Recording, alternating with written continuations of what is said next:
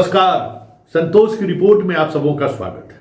और आज हम संतोष की रिपोर्ट में बात प्रशांत किशोर की राजनीति की करते हैं। देखिए, एक संदर्भ के साथ हम प्रशांत किशोर की चर्चा करेंगे। एक बार परशुराम को नींद आई और वो कर्ण के जांघ पे सो गए। और इसी दौरान जिस समय परशुराम सोए हुए थे, एक कीड़ा आया और कर्ण को काटना शुरू कर दिया। काटते काटते काटते काटते पूरा खून बहना शुरू हो गया, इतना अंदर तक काट दिया। जैसे ही खून की गर्मी परशुराम के शरीर को महसूस हुआ, परशुराम उठे, देखिए कि कीड़ा कर्ण को काटे जा रहा है, खून बह रहा है और कर्ण बैठा हुआ है। तो कर्ण से पूछा कि तुम इस कष्ट में हमें क्यों गोद में सुलाए रखे, तुमको उठ जाना चाहिए था। तो कर्ण कुछ नहीं बोला। तो परशुराम ने कहा कि तुम ब्राह्मण नहीं हो सकते हो, तुम सच सच बताओ, तुम ब्राह्मण नहीं हो, तुम क्षत्रिय हो। तो ये जो कैरेक्टर है ना, वो कैरेक्टर बहुत सारी चीजों को आप अगर थोड़ी समझदारी है तो आप समझ सकते हैं। प्रशांत किशोर को लेकर मेरे मन में थोड़ा सा भी कोई संशय नहीं था, कुछ भी नहीं। हम शुरू से कह रहे हैं कि ये फरीवी कुमार है, ये कॉर्पोरेट के एजेंडों को लेकर आया है, इसकी ताकत नहीं है कि ये राजनीति में टिक जाए। हाँ, लोग कहते हैं कि बहुत बड़ा स्ट्रेटजी बनाने वाला है, वो हो सकता है हो, लेकिन मेरा मानना है कि ये जैसे सचिन तेंदुलकर को आर्चेकर पैदा किया, कोच बन सकता है, सचिन तेंदुलकर नहीं बन सकता है।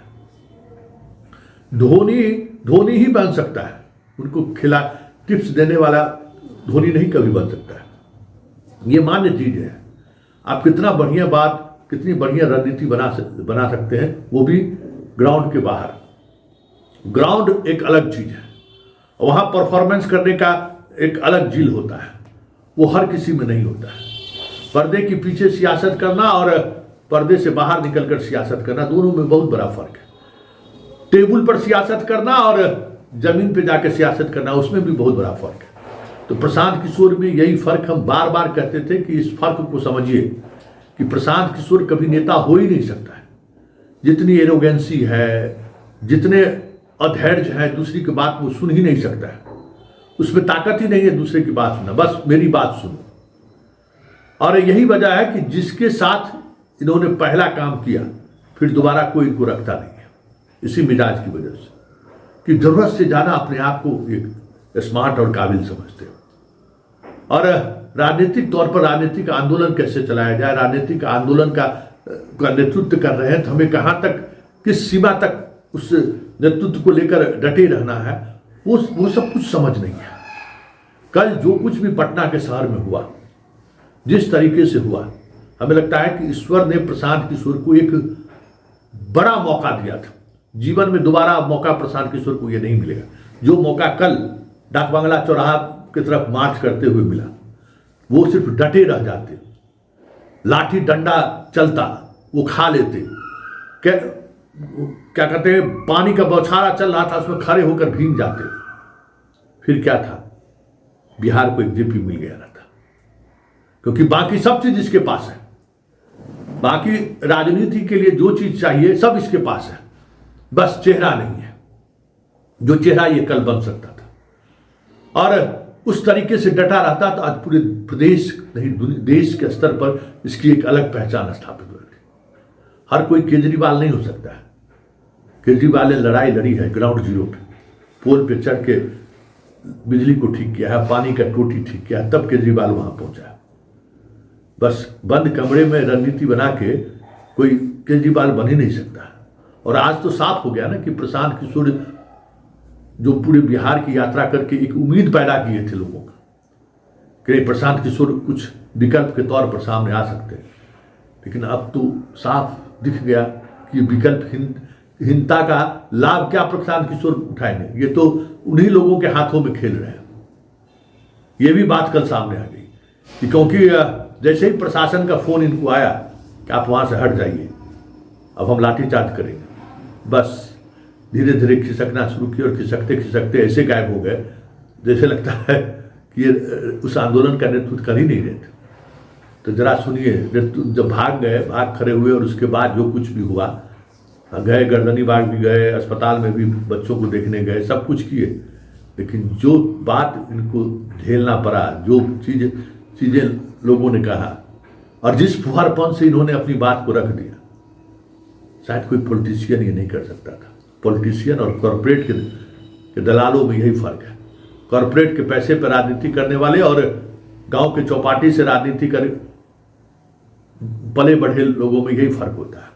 इसलिए हम कहते हैं कि कभी तेजस्वी नेता नहीं हो सकता है, कभी चिराग नेता नहीं हो सकता, ठीक उसी तरीके से कभी प्रशांत किशोर नेता नहीं हो सकता, क्योंकि राजनीति का एक अपना अलग मिजाज है, राजनीति का अपना एक अलग पहचान है, जिसको समझदारी होनी चाहिए, इस सूझ की समझ होनी चाहिए, नैरेटिव सेट करने का समझ होना चाहिए। नारा बना लेने से बिहार में बाहर है नीतीश कुमार है, कोई राजनीतिक नहीं हो सकता। जरा देखिए 1.5 मिनट का वीडियो है, इन्होंने क्या किया और पूरे जो कल इनके हाथों में समझिए कि बिहार का कमान मिलता हुआ दिख रहा था, वो कमान किस तरीके से इनके हाथों से फिसल गया। जरा पहले इनकी बात को सुनिए। अभी कंबल मांगे हो हमसे, कौन मांगा कंबल? विद्यार्थी लोग कंबल मांगा है, मांगे क्या आपसे? मेरा नाम क्या ही बता, नाम से मतलब नहीं, जरूरत से ज्यादा होशियार बनोगे ना, होशियार बने की सुनो पहले बात। डरा रहे हैं क्या सर? डरा रहे हैं क्या? सुनेंगे नहीं, डरा रहे हैं क्या आप छात्र को? बैंक के लेकर चल जाएंगे, पढ़ाई जाता है, मारेंगे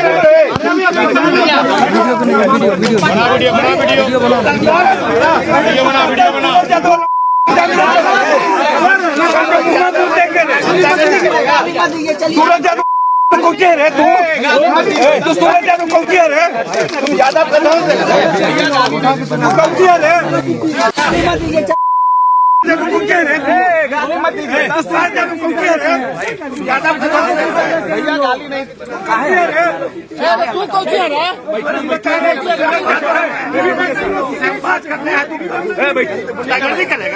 सर एक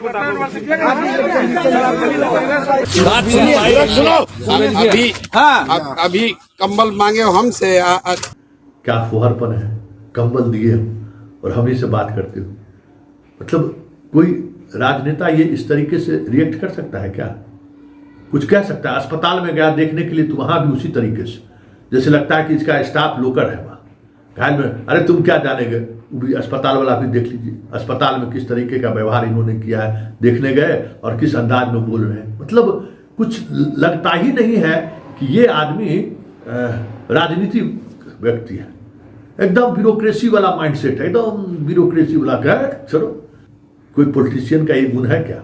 इसलिए हम बार बार कहते थे, और जब कहते थे तो लोग मुझे गाली देते थे कि नहीं, संतोष जी प्रशांत किशोर का जो है ना कि पीछे पड़े हुए, इनको पैसा उसा नहीं देता है इसीलिए प्रशांत किशोर के पीछे पड़े हुए। तो भाई क्या पीछे पड़ेंगे उनके? हमको क्या मतलब है भाई? हम तो जो देखते हैं सो आपको बताते हैं, जो महसूस करते हैं वो बताते हैं, जो हो रहा है वो आपको बताते हैं। अब इसमें आपके अनुकूल वो नहीं हो रहा है तो इसमें मेरी गलती क्या है? हम तो कहेंगे ना, मेरा काम है जो मेरे नज़र में जो सत्य है वो आपके सामने रख देना, मेरे नज़र में जो सत्य से सरोकार वाली बात है वो आप तक पहुंचा देना, बस।